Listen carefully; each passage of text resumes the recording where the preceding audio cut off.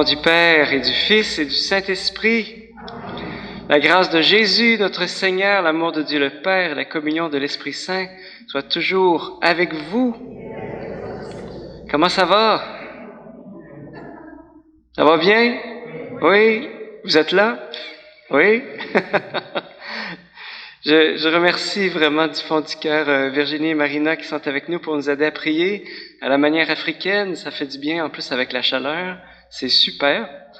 Quand je suis entré tout à l'heure, notre bon sacristain Léopold vient m'accueillir en me donnant un petit coupon ici, en me disant que je pouvais m'asseoir partout où est-ce que je voulais. Je pense qu'on se rencontrait pour la première fois.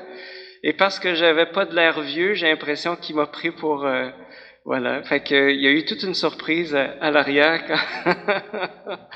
Mais on a fait connaissance, Léopold et moi. Alors, je le remercie pour son accueil chaleureux. Merci à tous ceux qui sont impliqués, tous ceux et celles qui sont impliqués dans cette célébration. On vient rencontrer Jésus. On vient rencontrer Jésus et c'est ce qui me motive aujourd'hui de venir le rencontrer. Son amour, sa miséricorde, sa sagesse, il est là. Et donc nous allons nous mettre à l'écoute de sa parole. Et mon plus grand désir, c'est qu'on puisse sortir de cette Eucharistie différent de comment on est rentré, en ayant rencontré le Seigneur. Au début de notre célébration, on demande au Seigneur de venir préparer la terre de notre cœur, ôter les mauvaises herbes, les pierres, parce qu'il y en a, et en lui demandant de préparer la terre pour la semence de sa parole, en demandant pardon pour toutes nos fautes. Seigneur, prends pitié.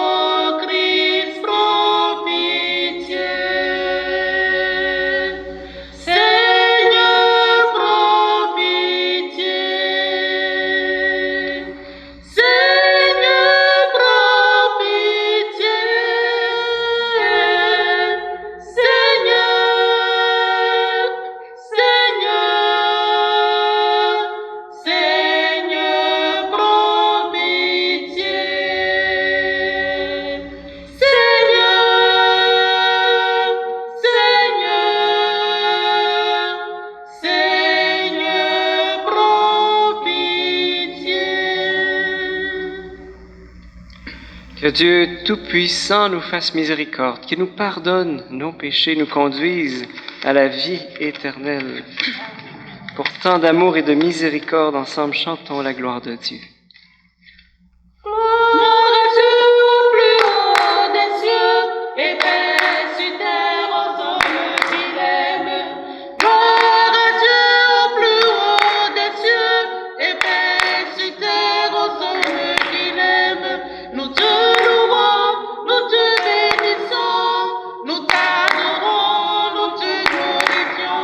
Nous te rendons grâce pour ton immense gloire, Seigneur.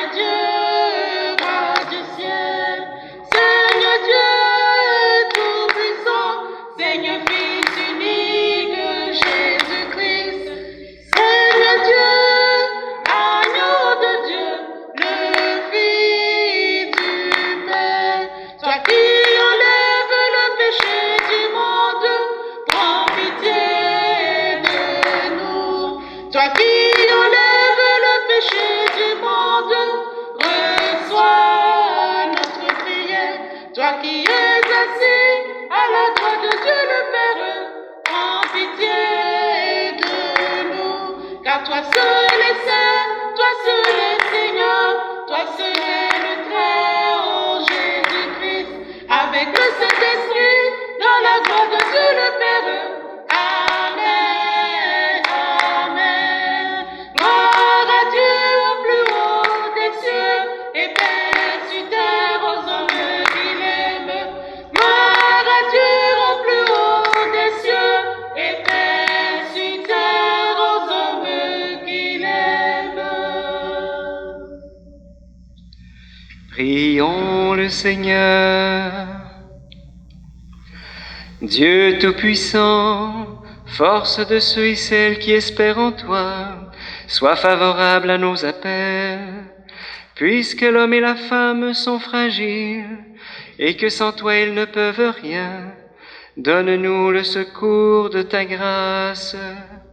Ainsi nous pourrons, en observant tes commandements, vouloir y agir de manière à répondre à ton amour. Par Jésus-Christ, ton Fils, notre Seigneur et notre Dieu, qui règne avec toi et le Saint-Esprit, maintenant et pour les siècles des siècles. Amen.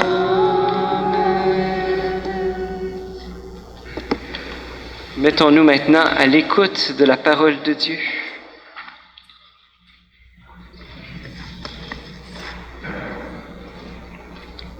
Lecture du livre du prophète Ézéchiel. Ainsi parle le Seigneur Dieu.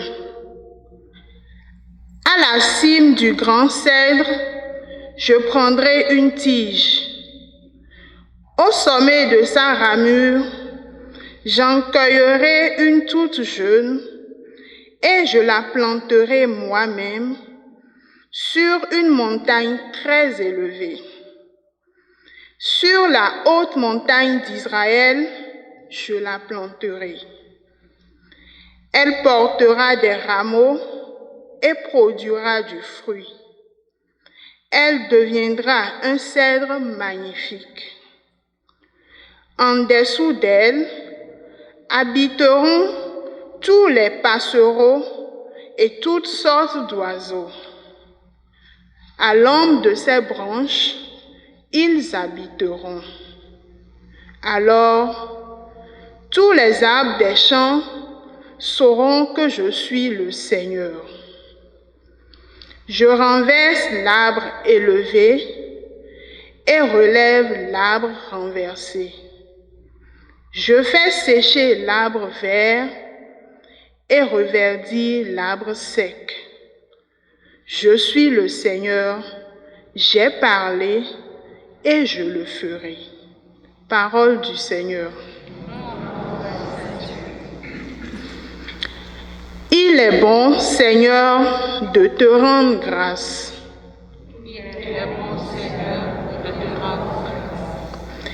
Qu'il est bon de te rendre grâce au Seigneur, de chanter pour ton nom, Dieu très haut, d'annoncer dès le matin ton amour, ta fidélité au long des nuits.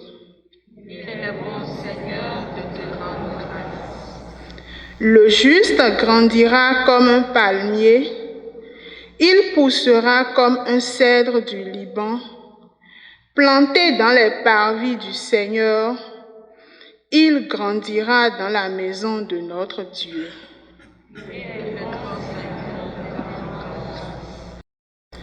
Vieillissant, il fructifie encore. Il garde sa sève et sa verdeur pour annoncer « Le Seigneur est droit, pas de ruse en Dieu, mon rocher ».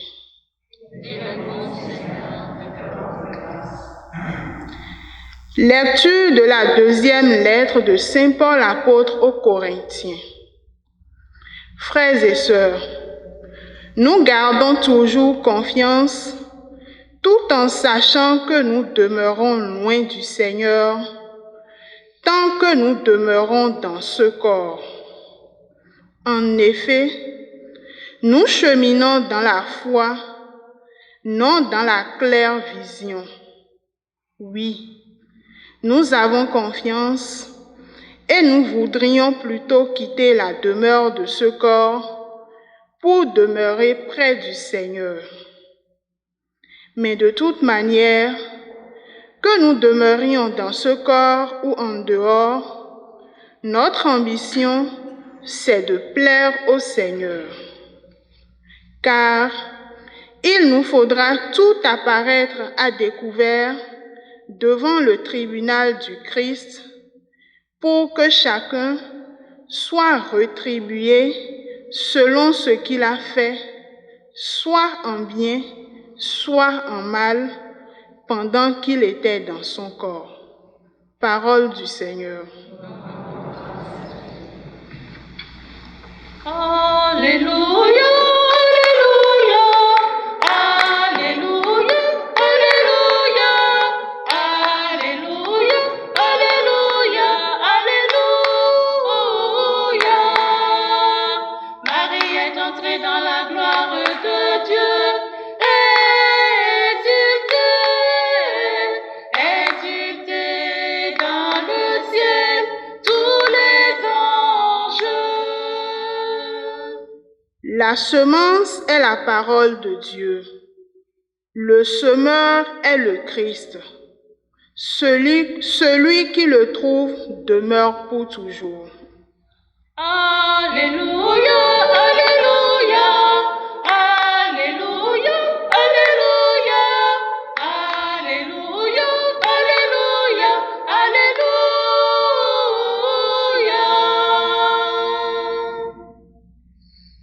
Le Seigneur soit avec vous. Évangile de Jésus-Christ selon saint Marc. À toi, Seigneur.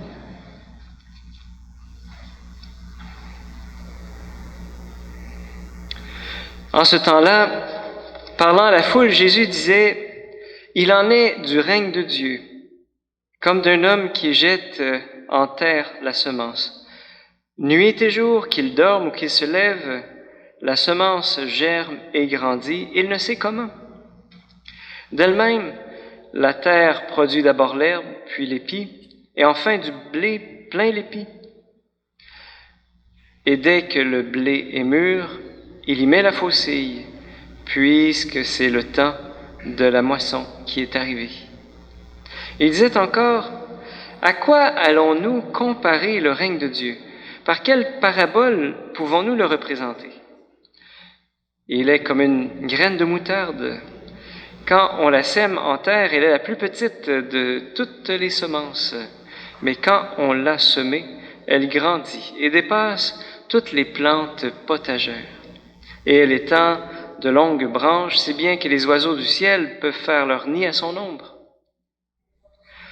Par de nombreuses paraboles semblables, Jésus annonçait la parole dans la mesure où ils étaient capables de l'entendre. Il ne leur disait rien sans parabole, mais il expliquait tout à ses disciples en particulier. Acclamons la parole de Dieu. Louange à toi, Seigneur Jésus.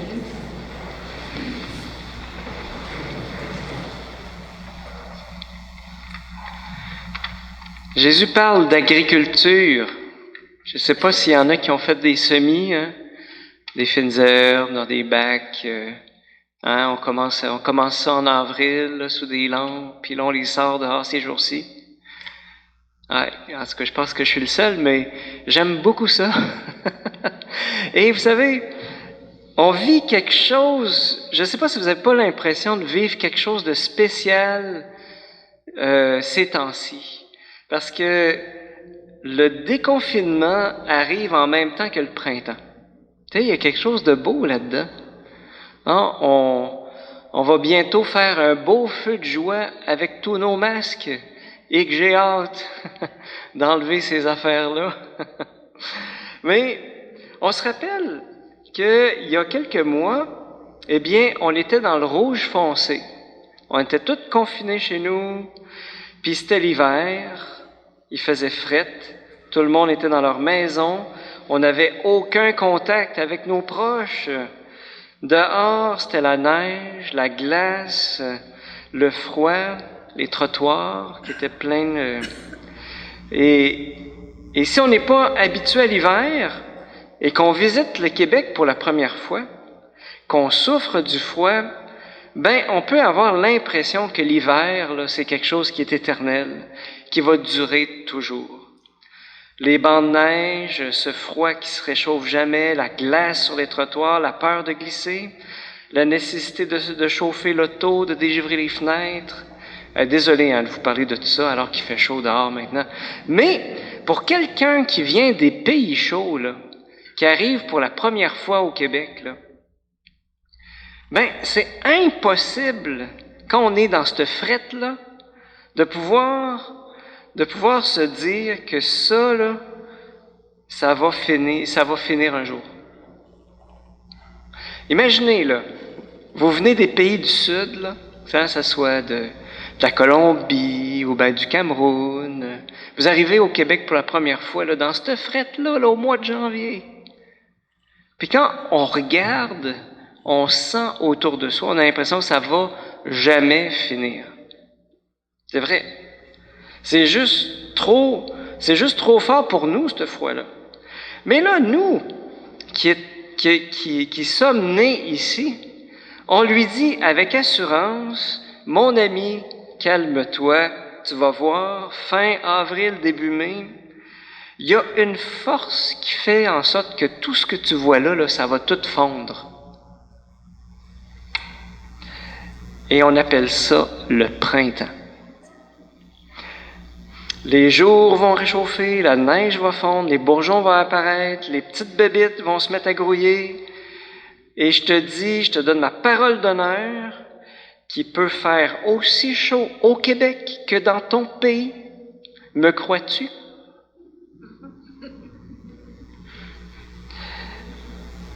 Ce frère, cette sœur qui vient de Colombie ou du Cameroun, qui arrive pour la première fois en hiver, au mois de janvier, il a toutes les raisons de dire « mon œil ». Il va le dire à sa manière à lui, là, mais quelque chose qui va dire « mon œil », franchement. Tu sais. Comme si tu penses que cette fouette-là, là, ça va s'en aller. Là. Et pourtant, on va lui dire « fais-moi confiance. Fais confiance à ma parole, je vis ici, je sais ce que je dis. Tout ça, ça va fondre, puis il va faire, je te le prophétise, il va faire aussi chaud ici, peut-être même plus que dans ton pays. » Alors, c'est ce qu'on va lui répondre. Puis effectivement, eh bien, on va lui dire, le printemps existe et il arrivera bien, c'est certain. Tu verras toute la magie des bourgeons éclore partout en même temps, sous la poussée de la sève qui circule dans les arbres. Tu verras, nuit et jour, que tu dormes ou que tu te lèves, la nature va se remettre à germer de nouveau et grandir sans qu'on le sache. Avez-vous remarqué à quel point on a la foi quand il s'agit de la nature? On a une confiance terrible. Hein? Pourtant, on voit juste de la glace là autour de nous. Mais on va dire à quelqu'un qui vient des pays chauds, inquiète-toi pas. Crois-moi sur parole, fais-moi confiance, mon ami du Sud. Crois à ma parole. Il va y avoir un printemps cette année. De la même manière, depuis quelques mois, on nous dit, ça y est, nous avons des vaccins contre la COVID, et on s'est remis à espérer. Et aujourd'hui, vous voyez, c'est pas extraordinaire de voir en même temps le déconfinement puis le printemps qui arrive. On dirait que on se remet tout à vivre. Hein, ce que nous expérimentons, ce que nous voyons avec nos yeux, c'est ce que nous espérions. Nous avons espéré. Et voilà que ce que nous avons espéré est en train de se réaliser. Et c'est l'espérance, en fait, qui nous a tenus debout pendant les mois où est-ce qu'on était confinés, durant ces mois d'hiver qui arrêtaient de finir. Mais avez-vous remarqué justement quand il est question de la nature ou de la COVID, on avait de la foi puis de l'espérance. Et pourtant, la nature est une création de Dieu et Dieu est plus grand que la nature. Alors je me pose la question, pourquoi avons-nous la foi que le printemps va venir, mais que nous n'avons pas suffisamment foi que Dieu peut intervenir dans nos vies? Pourquoi sommes-nous si sûrs quand il est question du printemps puis des saisons, du vaccin puis de la fin de la pandémie? Mais que par rapport au règne de Dieu, pourquoi est-ce que nous doutons à ce point? Qu'est-ce que j'ai fait au bon Dieu pour mériter ça? Pourquoi est-ce qu'on doute encore, après des années de communion, que Dieu est un Père? Moi, si je mettais bout à bout mes communions depuis ma première communion, il y aurait un camion-citerne. Pourquoi est-ce que je doute encore que Jésus m'aime et qu'il a donné sa vie pour moi? Est-ce que tu crois, toi qui es catholique depuis ton enfance, que Christ est mort pour tes péchés? Vendredi dernier, c'était hier, c'était la fête du Sacré-Cœur. Et nous nous sommes rappelés à quel point le cœur de Dieu nous a aimés jusqu'à nous donner son Fils qui est mort sur la croix pour nous obtenir le pardon des péchés. Moi, vous savez, je me suis posé la question, ça a été l'occasion de me poser la question, pourquoi l'image d'un Dieu juge revient tout le temps sans cesse à mon esprit? Pourquoi est-ce que je suis si lent à croire en l'amour de Dieu pour moi? J'ai découvert qu'il y avait 3 raisons. La première, c'est que Dieu est parfait, puis que moi, je ne le suis pas. J'ai des défauts. Vous ne savez pas, mais je vous l'annonce. Voilà. Un Dieu parfait doit vouloir des humains parfaits. C'est sûr. Hein? Oui, un Dieu parfait ne doit certainement pas vouloir au ciel d'un gars aussi imparfait que moi. Puis surtout que dans la 2e lecture de Saint Paul, dans la 2e aux Corinthiens, on nous parle à la fin du tribunal du Christ, qui va juger toute chair selon ses actes. Alors moi, je me dis, je suis pas un gars parfait, je vais passer au cash, comme on dit en grec. 2e raison pour laquelle je doute souvent de l'amour de Dieu, c'est que ma conscience me rappelle à chaque jour que je suis pécheur, que d'une manière ou d'une autre, j'ai offensé l'amour de Dieu par mon orgueil, par mes manques de gratitude, par mes jugements téméraires contre les autres. Et mon péché me disqualifie de pouvoir espérer un jour vivre en présence de Dieu pour l'éternité. 3e raison qui me vient à l'esprit, c'est que j'ai l'impression que j'en fais jamais assez. J'ai l'impression, en fait, que j'essaye de faire du bien autour de moi. Mais les fois que je réussis à faire du bien, j'ai l'impression que devant Dieu, qui est le bien en lui-même, c'est un pet dans le vent. C'est une goutte dans l'océan. Donc, 3 raisons pour lesquelles j'ai de la difficulté à croire en l'amour de Dieu pour moi, que Dieu peut m'aimer vraiment. Et ce sont 3 misères qui font la guerre à la miséricorde de Dieu dans mon cœur. Mais en même temps, ces 3 misères, n'est-ce pas mon propre jugement sur moi-même? On se juge durement. Toutes ces pensées, ces paroles intérieures, qui nous rabaissent. Je m'entends m'accuser moi-même, et que t'es nul, et que tu devrais faire mieux. Regarde-toi là. T'es encore juste là. Et devant cette misère, quelle est la réponse de Dieu, sinon sa plus grande révélation, qui est la miséricorde? La miséricorde. Dans l'Évangile d'aujourd'hui, Jésus parle de la semence jetée en terre et qui lève sans qu'on sache comment. Nuit et jour, c'est un mouvement à la fois doux et puissant, irrésistible comme le printemps, qui amène la semence à l'état d'arbre dans lequel les oiseaux du ciel peuvent faire leur nid.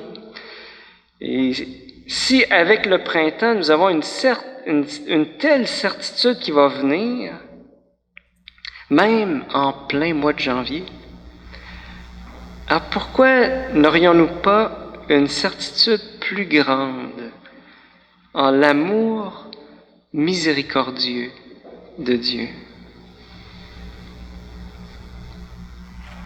qui est infiniment plus grand que le printemps qui chasse la neige, la glace et l'hiver.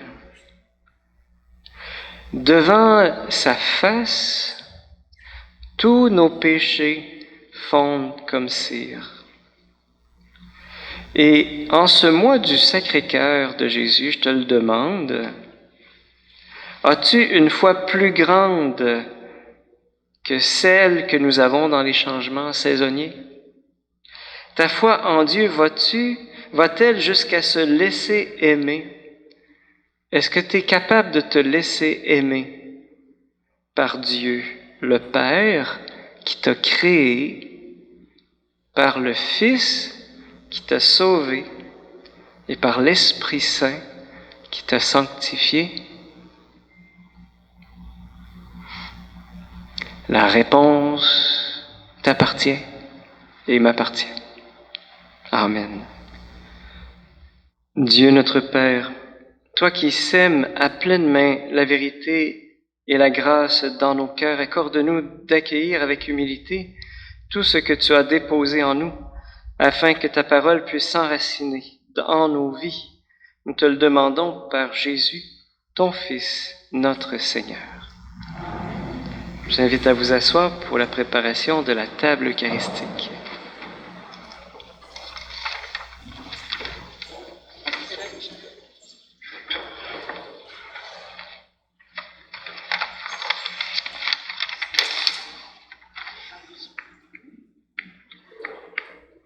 Ô Seigneur Dieu, je viens t'offrir toute ma vie.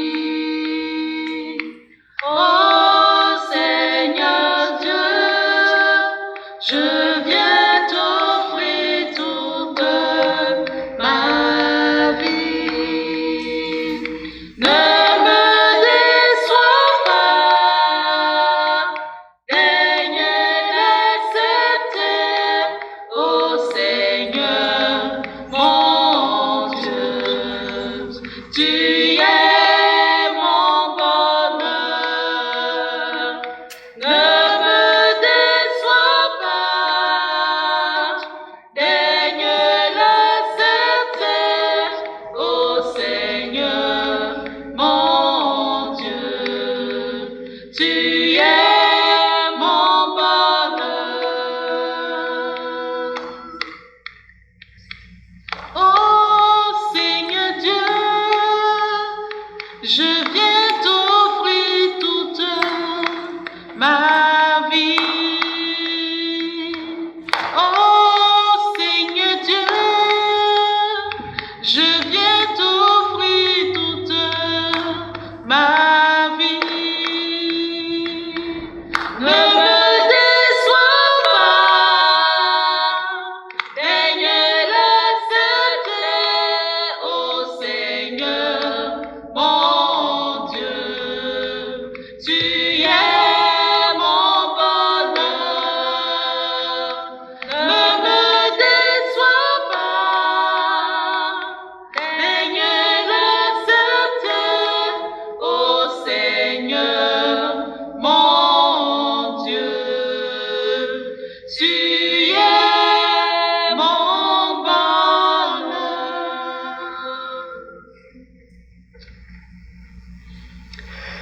L'Eucharistie d'aujourd'hui est offerte pour Réjeanne, Madame Réjeanne Barré, qui est la sœur de Pierrette qui est avec nous aujourd'hui. Nous prions pour elle spécialement et, comme d'habitude, pour tous les défunts que vous portez dans votre cœur. Prions ensemble au moment d'offrir le sacrifice de toute l'Église. Et la gloire de Dieu, le salut du monde. Tu as voulu que nous trouvions, Seigneur, dans les biens que nous te présentons, les nourritures de cette vie, le sacrement d'une vie nouvelle. Fais que nos corps et nos âmes puissent toujours en bénéficier par Jésus, le Christ, notre Seigneur. Le Seigneur soit avec vous. Et avec votre esprit, Élevons notre cœur. nous le tournons vers le Seigneur. Rendons grâce au Seigneur notre Dieu. Cela est juste et bon. Vraiment, il est juste et bon de te rendre gloire, de t'offrir notre action de grâce, toujours et en tout lieu à toi, Dieu fidèle, Père des miséricordes. Car tu nous as donné ton Fils, Jésus le Christ, notre Seigneur et notre frère. Il a manifesté son amour pour les petits et les pauvres, les malades et les pécheurs. Il s'est fait le prochain des opprimés, des affligés. Sa parole et ses actes ont annoncé au monde que tu es vraiment un Père et que tu prends soin de tous tes enfants. C'est pourquoi, avec les anges et tous les saints, nous te louons, nous te bénissons, nous chantons l'hymne de ta gloire et sans fin nous proclamons. Saint, Saint, Saint, le Seigneur, Dieu de l'univers. Le ciel et la terre sont remplis de ta gloire. Hosanna au plus haut des cieux. Béni soit celui qui vient au nom du Seigneur. Hosanna au plus haut des cieux. Vraiment, tu es saint et digne de louange, Dieu qui aime tes enfants, toi qui es toujours avec eux sur les chemins de cette vie. Vraiment, ton Fils Jésus est béni, lui qui se tient au milieu de nous quand nous sommes réunis en son nom. Comme autrefois pour ses disciples, il nous ouvre les Écritures et nous partage le pain. Maintenant donc, Père de toute grâce, nous t'en prions, envoie ton Esprit Saint, afin qu'il sanctifie nos offrandes. Que ce pain et ce vin deviennent pour nous le corps et le sang du Christ notre Seigneur. La veille de sa passion, la nuit de la dernière scène, il prit le pain, il rendit grâce, il le rompit et le donna à ses disciples en disant « Prenez et mangez-en tous, ceci est mon corps livré pour vous. » Le voici l'agneau si doux, le vrai pain des anges. Du ciel il descend pour nous, adorons-le tous.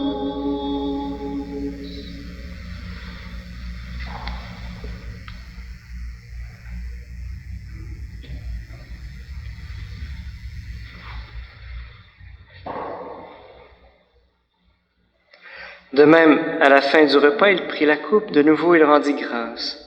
Il la donna à ses disciples en disant « Prenez et buvez-en tous, car ceci est la coupe de mon sang, le sang de l'alliance nouvelle et éternelle, qui sera versé pour vous et pour la multitude en rémission des péchés. Vous ferez cela en mémoire de moi. » Le voici l'agneau si doux, le vrai vin des anges. Du ciel il descend pour nous, adorons-le tous.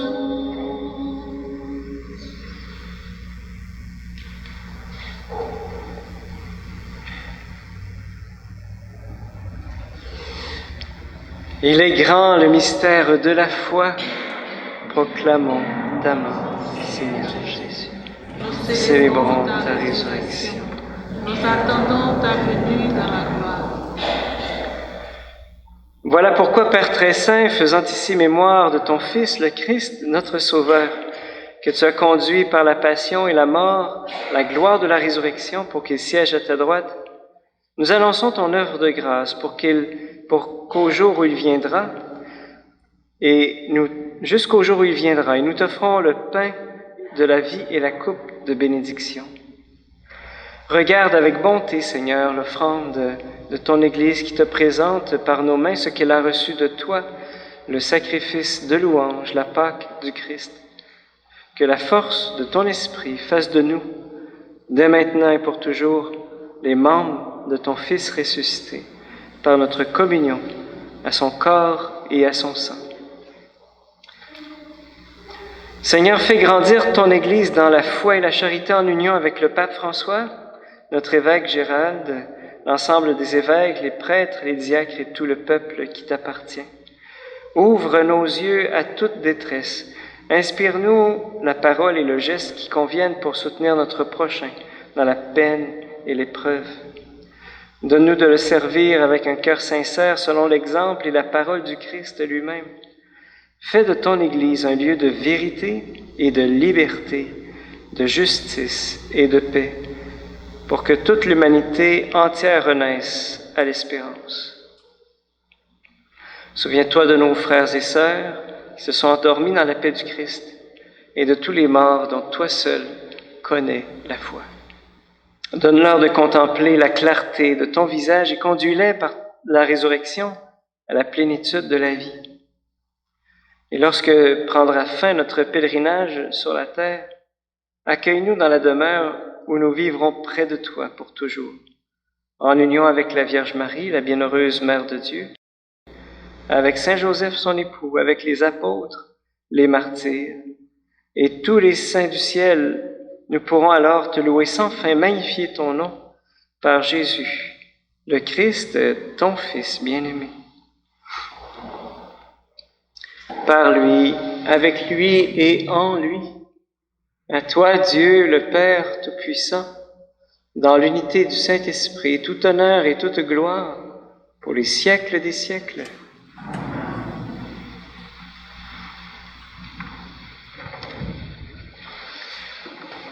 Dieu est un Père plein d'amour, plein de tendresse. Quand un petit enfant court vers son Père, il écarte les bras, il ouvre les bras pour se faire prendre par lui. C'est aussi dans l'Église un geste de prière que c'est pas seulement le prêtre qui peut poser, mais tout le monde. C'est un geste de foi. Dieu n'est pas un tyran, il est un Père qui veut nous prendre dans ses bras. Alors j'invite pour ceux et celles qui le veulent à ouvrir les bras et ensemble nous prions. Notre Père qui es aux cieux, que ton nom soit sanctifié, que ton règne vienne, que ta volonté soit faite sur la terre comme au ciel. Donne-nous aujourd'hui notre pain de ce jour. Pardonne-nous nos offenses, comme nous pardonnons aussi à ceux qui nous ont offensés. Et ne nous laisse pas entrer en tentation, mais délivre-nous du mal. Délivre-nous de tout mal, Seigneur, et donne la paix à notre temps, à notre cœur. Par ta miséricorde, libère-nous du péché. Rassure-nous dans les épreuves en cette vie où nous espérons le bonheur que tu promets et l'avènement de Jésus-Christ, notre Sauveur.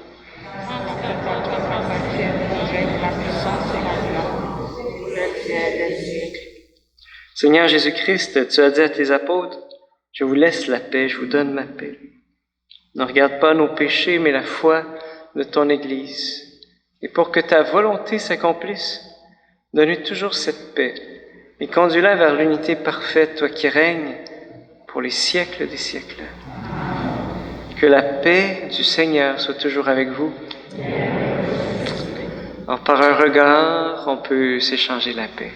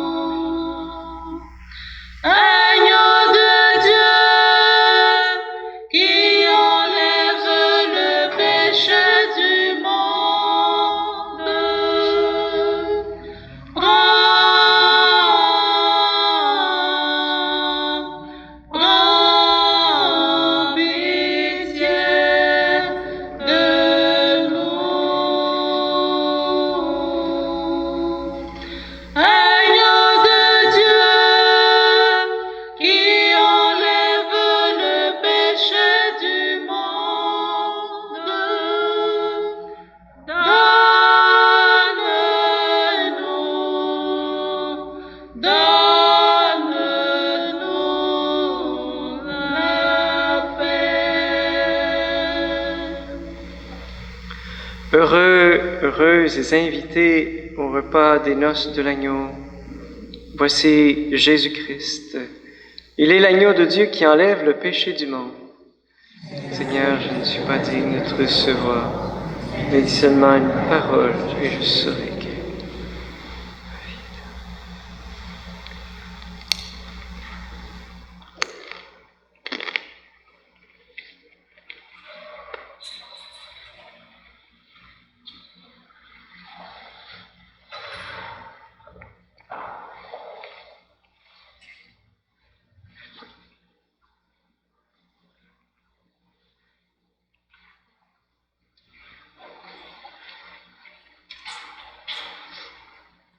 La source, Seigneur, la source de la vie.